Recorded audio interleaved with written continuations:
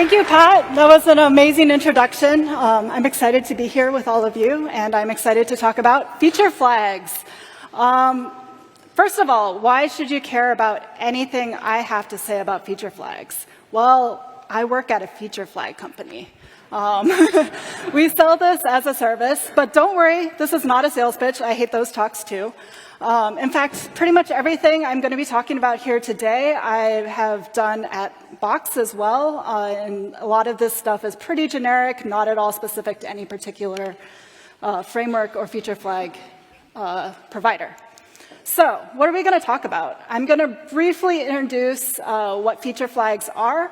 I'm going to talk through some of the typical use cases just very, very quickly. And then I'm going to talk about a few more unusual use cases, including removing dead code, load and stress testing, evaluating technical costs, and parity testing. And the other thing I want to bring up with this is that part of this is applicable to all technologies too, right? Like, a technology is created for a specific use case, typically, but there's a lot of creative things we can do with it if we start to think about it. So I encourage you, even if feature flags are not your thing, to try to think about other creative ways you might use technology in your work.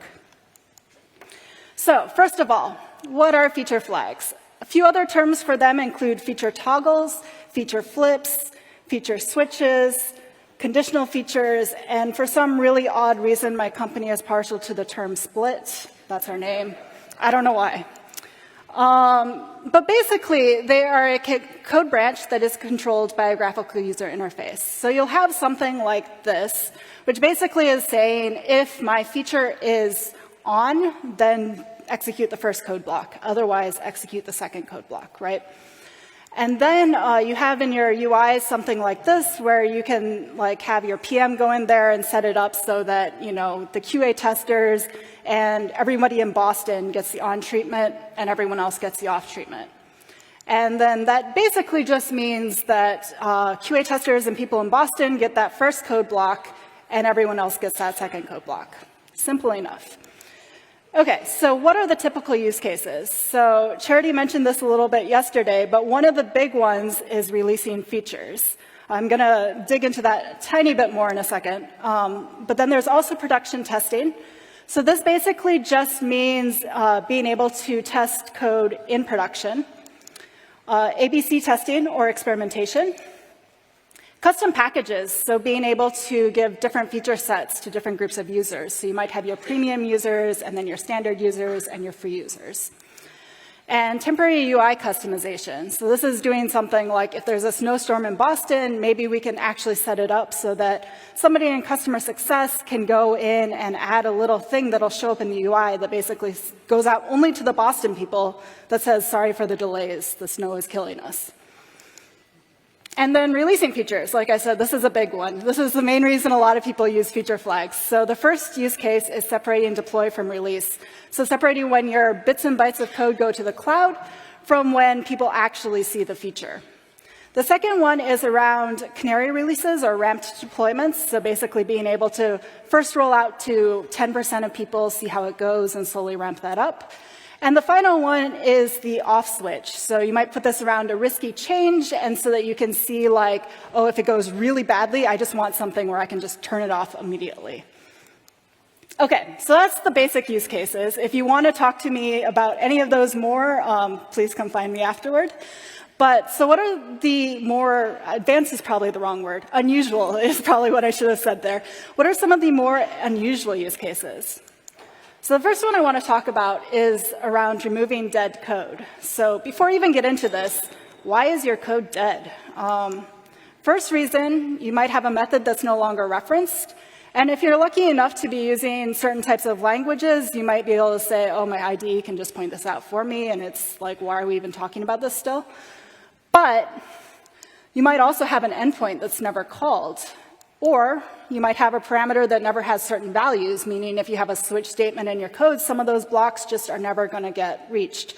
And the fun thing about this is these all compound on each other. So you might have an endpoint that's never called, and that's the only thing that calls this method. So the method looks like it's referenced, but it's actually not getting called. And then that's sending a particular parameter to something else. So again, that looks like it's getting used, but it actually isn't. right? So this is actually kind of tricky to work out sometimes.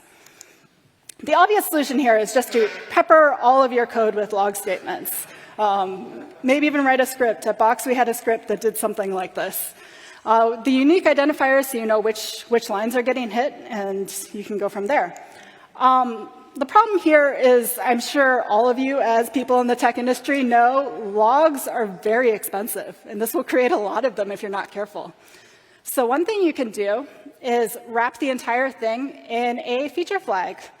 So basically, this is going to say, if the feature flag is on, log, otherwise don't. And the nice thing about this is you can turn it on for a very short period of time for a very small number of customers. And this should hit all of the major use cases, right? And then you can go ahead and remove all of those log lines that were already hit. And you continue to do this, rolling out to more and more people for longer and longer, until eventually you roll it out to 100% and you leave it there for as long as you feel comfortable. Like maybe if you're changing your product a lot, this might only be like a week or something. When I was at Box, we did this one time and we left it on for, I think, 9 months before we felt comfortable to remove the code that it was in. But yeah, basically at the end of this, you decide this code is effectively not in use anymore. So you can go ahead and delete it. OK, so that's removing dead code. The next one we're going to talk about is load and stress testing.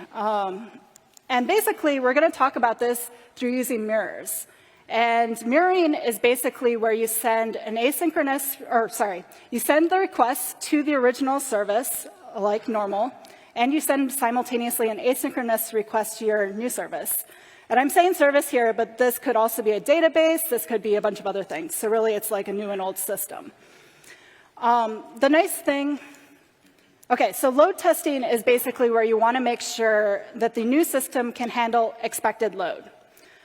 And obviously, you're going to be monitoring and so on and so forth while you're doing this. The nice thing about a feature flag here is using that gradual rollout I mentioned before, where you can actually then start small and slowly ramp up. And that makes it easy to see when your system is falling over, assuming it does fall over.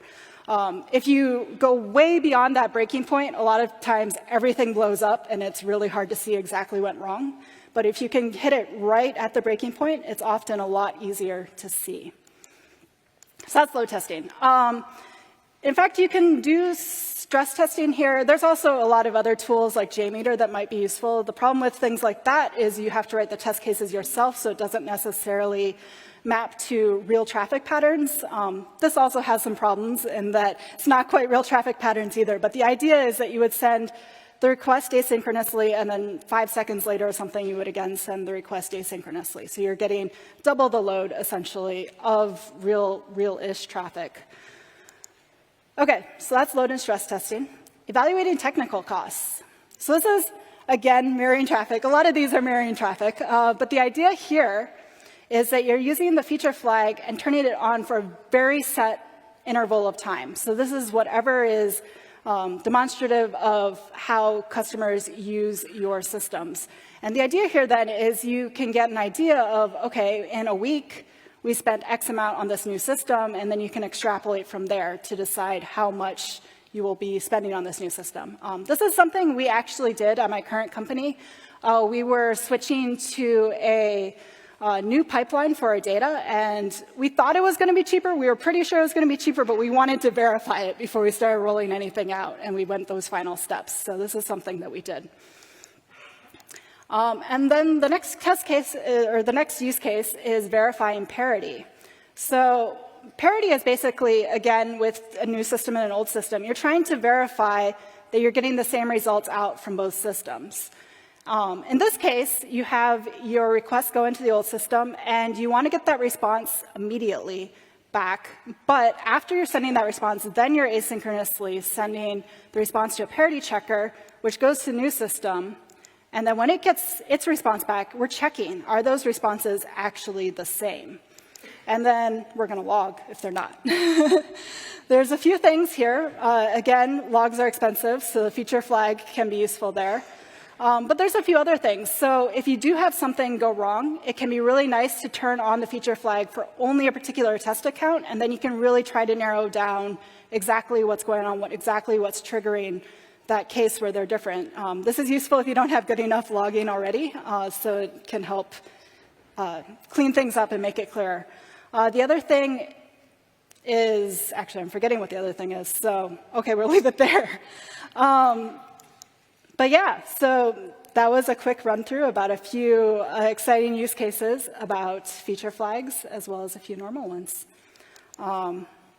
If you have any questions, come to speak to me at the speaker tables afterwards, or you can email me. And my company wanted me to say that you can enter a raffle for us, or they'll also be happy to put you in touch with me if you want. So thank you.